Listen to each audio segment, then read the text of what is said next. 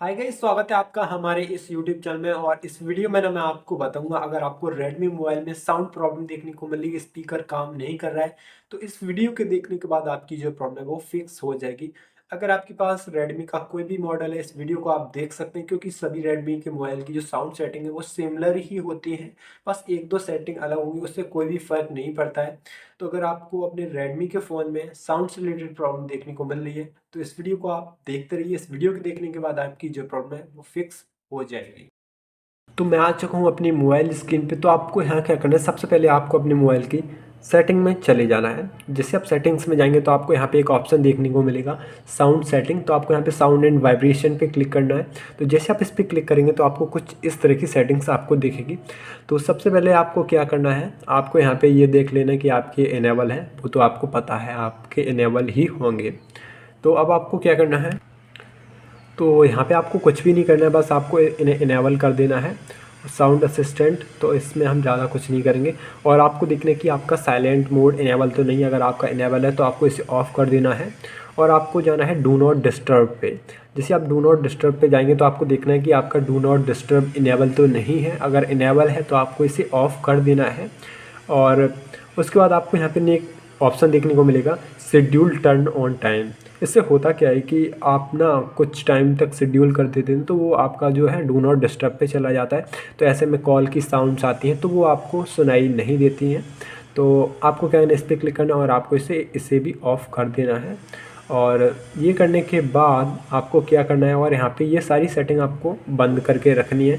तो इसमें क्या होगा, व्हेन डिवाइस लॉक्ड अगर होगा तो आपके पास मतलब कोई भी कॉल का जो है आपके पास रिंग नहीं होगा। तो रिंग सुनाई नहीं देगा, मेरे कहने का मतलब है। और उसके बाद यहाँ पे आपको कुछ ये सेटिंग कर लेनी है। और वाइब्रेट ऑन टैप, तो इससे कोई भी ज़्यादा फ़र्क नहीं पड़ेगा। तो ये सेटिंग आपको कर लेनी है। उसके बाद आपको यहाँ से बैक आना है। और बैक आने के बाद आपको अपने डिवाइस को रीस्टार्ट करना है। इसके लिए आपको अपने मोबाइल की पावर बटन को प्रेस करना है, रीबूट पे क्लिक कर देना है। ये आपको कर देना है। जैसे ही आप ये कर देंगे तो आपका जो फ़ोन है वो रीस्टार्ट हो जाएगा। तो यहाँ पे हम थोड़ा वेट कर लेते हैं और वीडियो को फास्ट फॉरवर्ड हम करेंगे।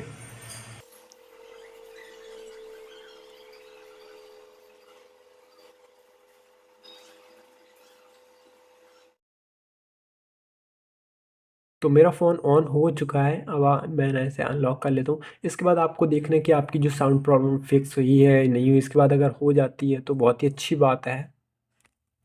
इसके बाद अगर आपकी प्रॉब्लम फिक्स हो जाती है तो बहुत ही अच्छी बात है। अगर नहीं होती है तो आपको अपने फ़ोन को रीसेट करना होगा। तो रीसेट करने में आपके मोबाइल का जो भी डेटा है, लाइक फ़ोटोज़, वीडियोज़, कॉन्टैक्ट्स, वो सारे डिलीट हो जाएंगे।